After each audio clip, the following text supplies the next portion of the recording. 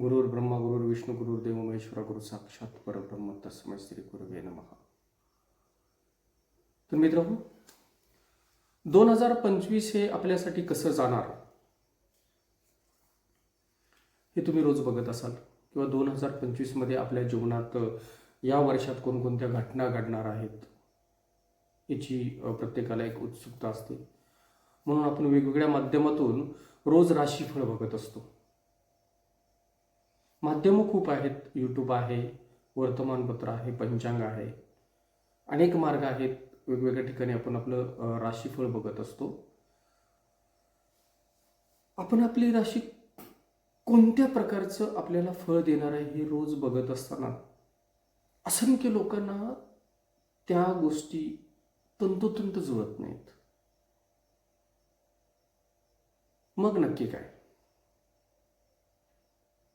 तुम्ही जर रोज दैनंदिन, मासिक, साप्ताहिक, वार्षिक कुठल्याही प्रकारची जर तुम्ही राशीफळ बघत असाल तर हा व्हिडिओ जो आहे तर हा व्हिडिओ तुमच्यासाठी अत्यंत उपयुक्त ठरणार आहे, अत्यंत लाभदायक ठरणार आहे. व पुन्हा एकदा ऐका, तुम्ही जर तुमचं राशीफळ बघत असाल, तुम्हाला तुमच्या जीवनात येणारे इव्हेंट, येणाऱ्या घटना याविषयी जाणून घेण्याची जी एक ओढ असते, त्यासाठी आपण राशीफळ बघत असतो.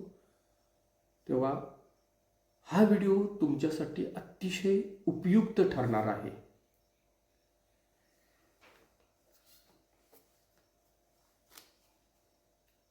काय होतं, रोज राशीफळ बघितलं जातं, बऱ्याच लोकांना त्याच्या विरुद्ध असा अनुभव येतो. लिहिलेली एक गोष्ट असते राशीफळ, आपण अध्याक्षरावर किंवा जे आपल्याला दिलेलं असतं पत्रिकेतून की ही तुमची रास आहे, त्या राशी चंद्र राशीवरती किंवा आपण लग्न राशीवरती आपलं राशीफळ बघत असतो. मग बऱ्याच लोकांना त्याचे उलटे किंवा वेगळे अनुभव काय येतात.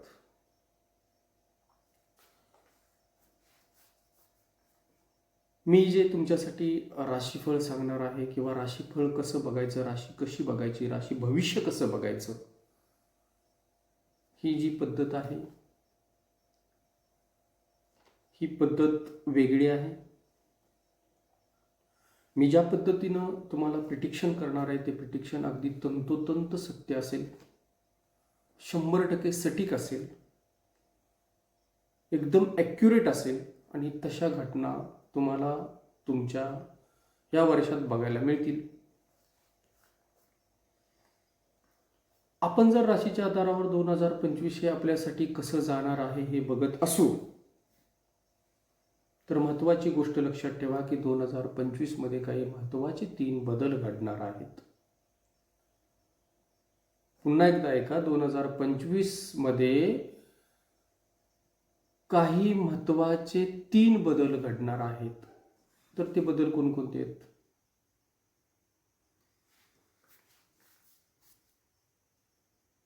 तर ते बदल आहेत, बदलाविषयी मी तुम्हाला थोडक्यात नंतर सांगतो.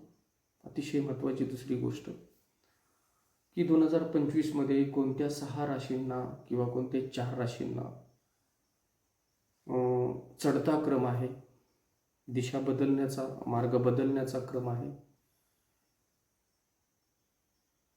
किंवा उत्कर्षाचा जे दिवस आहेत ते येणार आहेत, आणि कोणत्या राशींना नकारात्मक किंवा चिंतेत टाकणाऱ्या गोष्टी घडणार आहेत, किंवा कोणत्या राशींना नुकसान होणार आहे. आणि तुम्ही जर या कल्पनेत फसत असाल तर तुम्ही फार मोठी चूक करताय.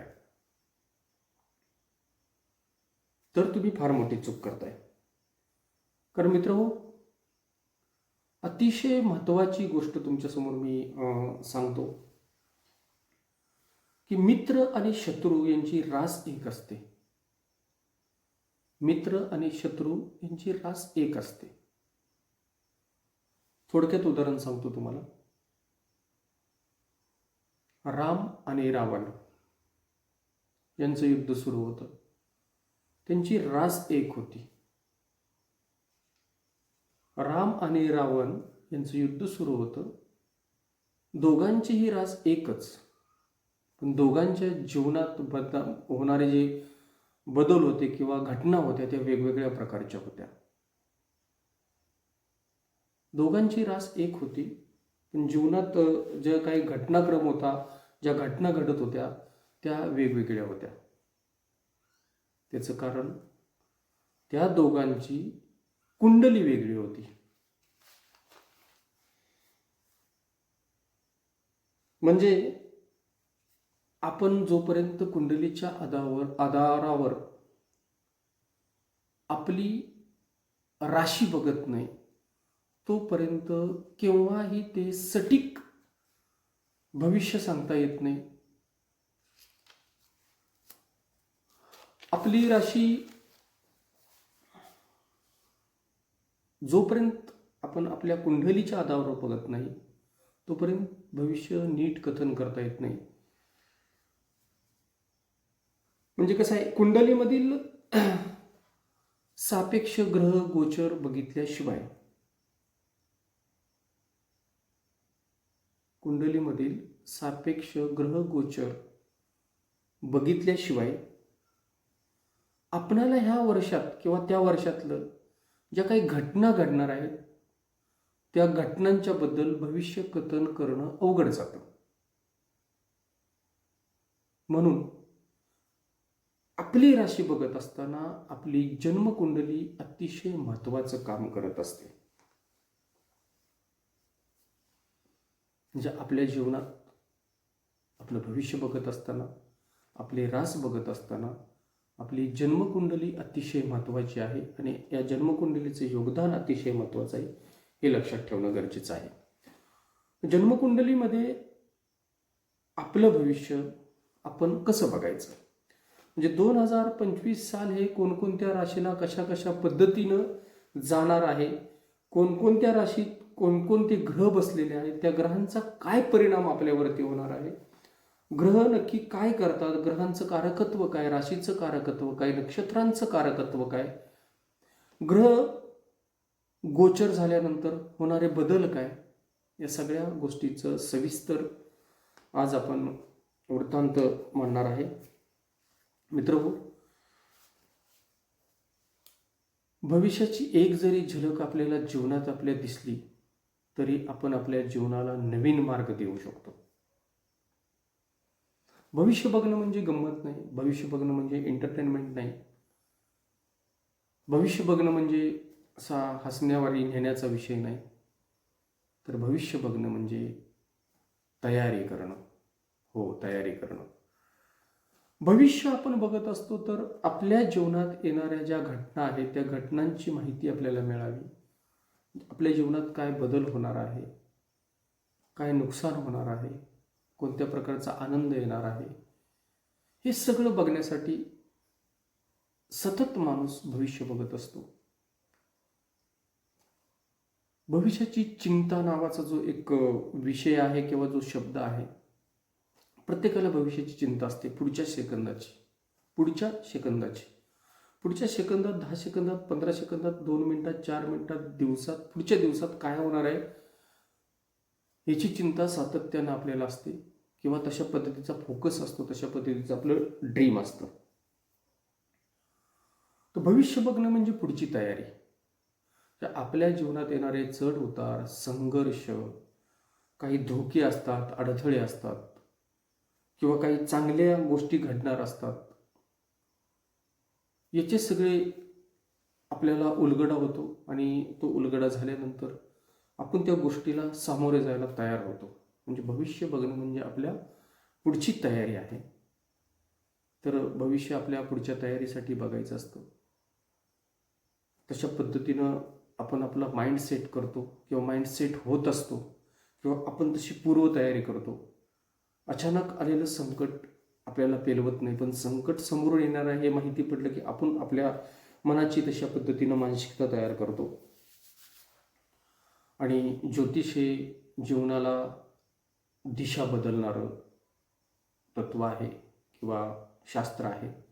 आपल्या जीवनाची दिशा ज्योतिष बदलू शकतं.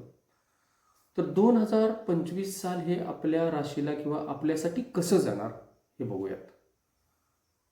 2025 मध्ये कोणत्या अशा 6 राशी आहेत किंवा कोणत्या अशा 4 राशी आहेत की त्यांना खूप संघर्ष करावा लागणार आहे किंवा त्यांचा खूप बदल होऊन यश, सुख, समाधान, शांती, ऐश्वर्य मिळणार आहे. आणि कोणत्या अशा राशी आहेत की त्यांना खूप अडचणी निर्माण होणार आहेत. त्यांच्यासाठी हे वर्ष अतिशय आपण म्हणू कष्टकारी ठरणार आहे. आणि अशा गणितात जर तुम्ही फसला असाल तर तुम्ही खूप मोठी चुकी करताय. आपण आपलं राशी भविष्य बघत असताना अशा पद्धतीनेच बघत असतो, कारण राशी भविष्य 12 राशींचं राशी भविष्य एकसारखं लिहिलेलं असतं. मग कोणत्या राशी काय करणार आहेत, कोणत्या राशी काय करणार आहेत, कोणत्या राशीला लाभदायक आहे, कोणत्या राशीला थोडंसं संघर्षमय आहे, या गोष्टीत जर तुम्ही फसत असाल तर तुम्ही खूप मोठी चुकी करताय. मित्रहो, राशी आणि राशीचं फळ कशा प्रकारचं असतं हे मी तुम्हाला सांगतो.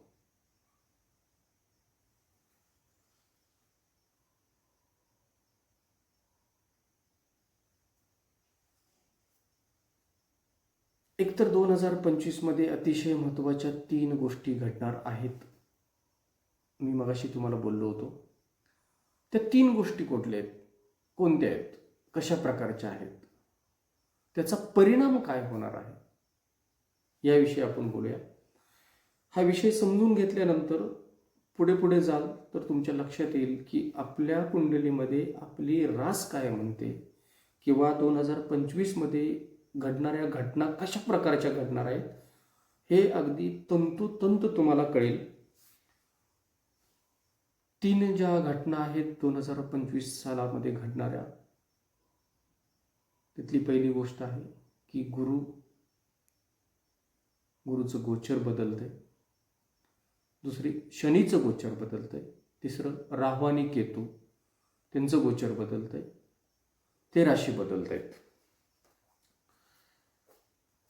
म्हणजे जेव्हा हे ग्रह गोचरून दुसऱ्या राशीत जातील तेव्हा 2025 मध्ये काही बदल घडणार आहेत. ते कशा प्रकारचे, कोणत्या राशीला कशा प्रकारे त्रास देतील किंवा कशा प्रकारे हातभार देतील हे आपण बघूया. 14 मे 2025 ला गुरुचं गोचर बदलतंय. 14 मे 2025 रोजी गुरुचं गोचर बदलतंय, लक्षात ठेवा. 18 मे 2025 ला राहू केतू गोचर बदलत आहेत. 18 मे 2025 ला राहू केतू गोचर बदलत आहेत. आणि 29 मार्च 2025 ला शनीचं गोचर आहे, म्हणजे शनी आपली राशी बदलतोय.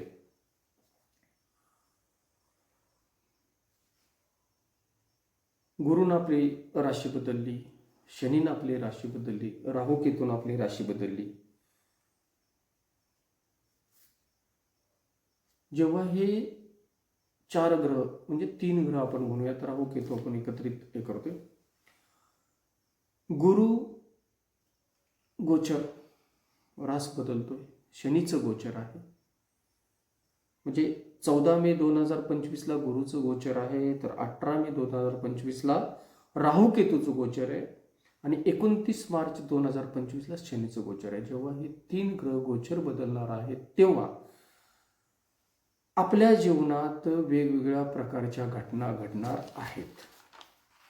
त्या घटना कशा असतील, काय असतील, याचा आपण सविस्तर बघूयात. की कोणाच्या जन्मकुंडलीमध्ये समजा शनी वेगवेगळ्या स्थितीत असेल, कोणाच्या जन्मकुंडलीमध्ये राहू वेगवेगळ्या, केतू वेगळ्या स्थितीत असेल, राहू वेगळ्या स्थितीत असेल, तर कोणाच्या जन्मकुंडलीमध्ये गुरु वेगळ्या स्थितीत असेल. म्हणजे त्याचा परिणाम वेगवेगळ्या प्रकारे ठरलेले आहेत. चला, आता आपण एकदम संक्षिप्त पद्धतीनं बघूयात की काय कोणते ग्रह कशा पद्धतीनं किंवा कोणत्या राशीवरती काय परिणाम होणार आहे. 2025 मध्ये 14 मेला जेव्हा गुरु राशी परिवर्तन करतोय किंवा गुरुचं गोचर मिथुन राशीमध्ये येते, जेव्हा गुरु मिथुन राशीमध्ये जाईल तेव्हा आपण आपल्या जन्मकुंडलीमध्ये बघा, मिथुन राशी, तुला राशी आणि कुंभ राशी जन्मकुंडलीमध्ये बघा, गुरुचं गोचर 14 मेला 2025 14 मेला गुरुचं गोचर मिथुन राशीमध्ये, म्हणजे मिथुन राशीत गुरु येतोय तेव्हा मिथुन राशी, तुला राशी आणि कुंभ राशी, म्हणजे जिथं 3 आकडा आहे, जिथं 7 आकडा आहे, जिथं 11 आकडा आहे, अशा ठिकाणी जर तुमच्या शुक्र बसला असेल तर नीट बघा, 3, 7 आणि 11 तुमच्या कुंडलीमध्ये 3, 7, 11 ह्या ज्या राशी जिथं बसलेल्या आहेत, ज्या घरात बसलेल्या आहेत, त्या घरामध्ये जर शुक्र ग्रह कुठं विराजमान झाला असेल, बसला असेल,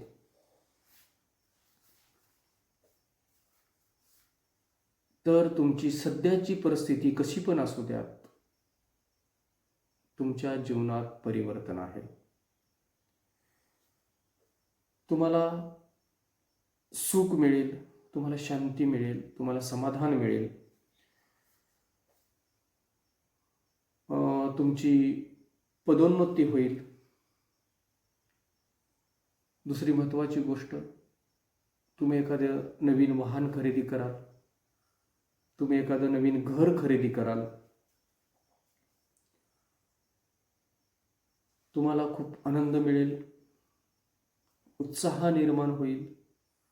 तुमची सध्याची परिस्थिती बदलण्याचं काम तेव्हापासून सुरू होईल. तुम्ही तुमच्या पत्नीला, मुलांना या आनंदात सहभागी करून घ्याल, त्यांच्यावर खर्च कराल.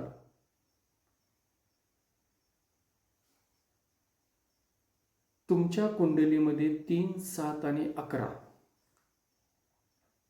14 मे 2025ला गुरु मिथुन राशीमध्ये जेव्हा येईल तेव्हा मिथुन, तुला आणि कुंभ राशीमध्ये जर शुक्र असेल तर तुमचं जीवन सुखकारक होईल. तुम्हाला आनंद मिळेल, तुम्हाला शांती मिळेल. तुम्ही एखादं वाहन खरेदी करू शकता, तुम्ही एखादं घर खरेदी करू शकता, तुम्ही तुमच्या पत्नीसोबत, मुलासोबत एन्जॉय करू शकता, आनंद करू शकता, घेऊ शकता, त्यांच्यावर खर्च करू शकता. जर शुक्र तुमच्या या 3 घरात बसला असेल तर. नीट बघा, मी जे प्रिडिक्शन करतोय, मी जे भविष्य कथन करतोय, अशा पद्धतीनं जर तुम्ही तुमच्या राशी बघितल्या, 2025 मध्ये तुमच्या राशीत काय आहे, 2025 मध्ये तुमच्या जीवनात काय बदल घडणार आहेत, 2025 मध्ये कोणकोणते इव्हेंट होणार आहेत, अशा पद्धतीनं तुम्ही बघा, ते तसंच्या तसं तुम्हाला झालेलं दिसेल. पुढे बघूया आपण. जर तुमच्या मिथुन राशीमध्ये, तुला राशीमध्ये किंवा कुंभ राशीमध्ये मंगळ, राहू, केतू आणि शनी 3, 7 आणि 11 जिथं जे आकडे आहेत त्या घरात मंगळ, राहू, केतू किंवा शनी किंवा मंगळ राहू, मंगळ केतू किंवा मंगळ शनी हे जर ग्रह असतील तर अशा जातकाने खूप सतर्क राहणं, सावध राहणं गरजेचं आहे. प्रत्येक ग्रहाचं एक कारकत्व असतं. त्याचं एक गुण असतं, त्याचं एक वैशिष्ट्य असतं, त्याचा एक स्वभाव असतो. त्या स्वभावानुसार, त्याच्या वैशिष्ट्यानुसार, त्याच्या कारकत्वानुसार ग्रह आपलं काम करत असतात. मंगळ म्हणजे आपण शरीर पकडूया. मंगळ म्हणजे मांसपेशी. मंगळ हा रेड प्लॅनेट आहे, ॲग्रेसिव्ह आहे. मंगळ साहस आहे, धाडस आहे. थोडी आपण कारकत्व बघूया. राहू काय आहे? राहू भ्रम आहे, धोका आहे, राहू चोरी आहे, राहू आकस्मितपणा आहे. केतू अलगाव आहे, केतू काटछाट आहे, केतू फकीर आहे, संन्यास आहे. शनी बाद आहे, शनी विलंब आहे, शनी दंड आहे, शनी न्याय आहे. मग तुमच्या मिथुन राशीमध्ये, तुमच्या तुला राशीमध्ये, तुमच्या कुंभ राशीमध्ये मंगळ राहू बसला असेल तर, किंवा मंगळ राहू शनी बसला असेल तर, अशा जातकांनी 2025 मध्ये स्वतःला सांभाळून राहायचं आहे. मंगळ अपघात आहे, मंगळ शस्त्र आहे, राहू आकस्मिकपणा आहे, राहू भ्रम आहे, धोका आहे, अपघात होण्याची शक्यता आहे, एखादा मोठा घाव होण्याची शक्यता आहे, ऑपरेशन होण्याची शक्यता आहे. त्यामुळं अशा जातकांनी 2025 मध्ये स्वतः सतर्क राहायचं आहे, स्वतःला सांभाळायचं आहे.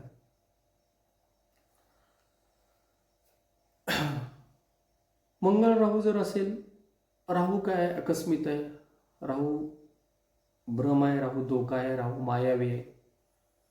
म्हणजे तुम्ही जर दूर कुठे जात असाल तर तुमच्या घरी चोरी होण्याची शक्यता आहे, किंवा घरात चोरी होण्याची शक्यता आहे. त्यामुळे सतर्क राहा. बाहेर जाताना नीटनेटक्या पद्धतीनं घर लॉक करा, घर बंद करा, जेणेकरून कुठल्या प्रकारचा धोका संभवणार नाही. 2025 मध्ये तुमच्यासोबत एखादा धोका घडण्याची शक्यता आहे, चोरी घडण्याची शक्यता आहे, अपघात होण्याची शक्यता आहे, ऑपरेशन होण्याची शक्यता आहे. एकंदरीत जर तुमच्या कुंडलीमध्ये अशा प्रकारचे ग्रह बसले असतील तर 2025 हे तुमच्यासाठी कष्टकारी जाणार आहे, थोडं अशांत जाणार आहे. राहू केतू जरी बसला असेल तरी हेच प्रॉब्लेम होतात, काटछाट, ऑपरेशन होण्याची शक्यता आहे. मी तुम्हाला आत्ताच सांगितलं. चल पुढे बघूया आपण जरा. आता तुमच्या कुंडलीमध्ये गुरुसोबत मंगळ बसला असेल किंवा एकटा मंगळ असेल, म्हणजे 3, 7, 11 मिथुन राशी, तुला राशी आणि कुंभ राशी यामध्ये जर मंगळ बसला असेल तर असा जातक धाडशी बनतो, त्याची परिस्थिती बदलायला सुरुवात होते, त्याच्याकडे साहस येतं. पण अशा जातकांनी स्वतःचा राग कंट्रोल करायचा आहे, क्रोधावरती नियंत्रण आणायचं आहे. कारण परिस्थिती बदल होणार आहे. जर तुमच्या गुरुसोबत किंवा तुमच्या 3, 7, 11 मध्ये मिथुन, तुला आणि कुंभ राशीत कोणत्याही एका राशीत जर मंगळ बसला असेल तर अशा जातकाची परिस्थिती बदलते, त्याच्याकडे साहस येते, धाडस येते, स्वतःची परिस्थिती बदलण्याची क्षमता त्याच्याकडे निर्माण होते. पण अशा जातकाने स्वतःचा राग कंट्रोल करायचा आहे, क्रोधावरती नियंत्रण आणायचं आहे.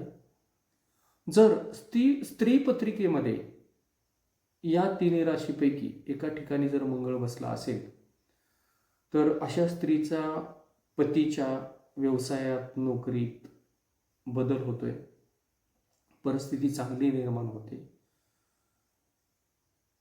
जर पुरुष पत्रिकेमध्ये मंगळ अशा पद्धतीने बसला असेल तर मंगळ म्हणजे आपण भाऊ पण समजतो. स्त्री पत्रिका बघत असताना मंगळ म्हणजे तिचा नवरा बघत असतो. पण तर अशा जातकाच्या पुरुष जातकाच्या कुंडलीमध्ये जर मंगळ बसला असेल 3, 7, 11 या कोणत्याही घरात, तर अशा जातकाचा भाऊ, त्या भावाची परिस्थिती बदलते. किंवा त्याला जर सरकारी नोकरीत इंटरेस्ट असेल किंवा तशा पद्धतीचा प्रयत्न करत असेल तर त्याला सरकारी नोकरी लागण्याची खूप चांगले चान्सेस आहेत किंवा तशा पद्धतीचे योग दाखवतं. अशा पद्धतीनं जर आपण आपली राशीफळ बघत गेलो आपल्या कुंडलीच्या माध्यमातून, ग्रहगोचरच्या माध्यमातून, ग्रह कशा पद्धतीने बसले आहेत, त्यांचं कारकत्व काय, त्यांचा स्वभाव काय, कोणत्या राशीत बसलेत, ट्रँगलला आहेत की 2-12 आहे, 3-7-11 आहे, 1-5-9 आहे, वेगवेगळ्या प्रकारचं ग्रहांचं आपण कॉम्बिनेशन करत असतो, युती करत असतो. जे अग्नितत्व वेगळं, पृथ्वी तत्व वेगळं, वायुतत्व वेगळं आणि जलतत्व वेगळं. अग्नीला सपोर्ट हा सतत वायू करत असतो. पृथ्वी मोमेंटला असते, जल स्थिर. चला ठीक आहे. आजचा भाग आपण इथंच थांबूया. उद्याच्या भागात अजून बरंच काय आहे, कारण आता काही टेक्निकली प्रॉब्लेम आहे. आता खूप रात्र झाली, मी बाहेरून आलो आहे. पण मला वाटत होतं की 2025मध्ये लोकांना स्वतःचं राशी भविष्य कसं बघता यावं किंवा त्यांच्या 2025मध्ये त्यांच्या राशीत कोणकोणते इव्हेंट घडणार आहे, कुठल्या घटना घडणार आहेत, हे सहज तुम्हाला बघता यावं म्हणून हा व्हिडिओ बनवण्याचा मी अट्टहास केला. त्यासाठी मी खूप प्रयत्न करून वेगवेगळ्या पद्धतीनं ग्रह कशा पद्धतीनं कुठं बसल्यानंतर, कुठल्या ग्रहांचं गोचर झाल्यानंतर काय परिणाम होणार आहे याचं सविस्तर संक्षिप्तपणे प्रिडिक्शन मी तुमच्यासमोर करतोय. तर उद्याच्या भागात व्यवसाय, नोकरी, विवाह, राजयोग, पैसा, सुख, समाधान या सगळ्या गोष्टींचं विश्लेषण करणार आहे की कोणत्या राशीला 2025मध्ये काय मिळणार आहे, कोणत्या राशीसाठी काय आहे, कोणत्या राशीसाठी काय आहे. तर तुम्ही तुमची जन्मकुंडली उद्या पण घेऊन बसा आणि तुमच्या या वर्षामध्ये 2025मध्ये जीवनात येणाऱ्या घटना काय आहेत किंवा काय बदल होणार आहेत हे जाणून घेण्याचा प्रयत्न करा. आता आपण थांबूया. श्री स्वामी समर्थ. उद्याच्या भागात भेटू.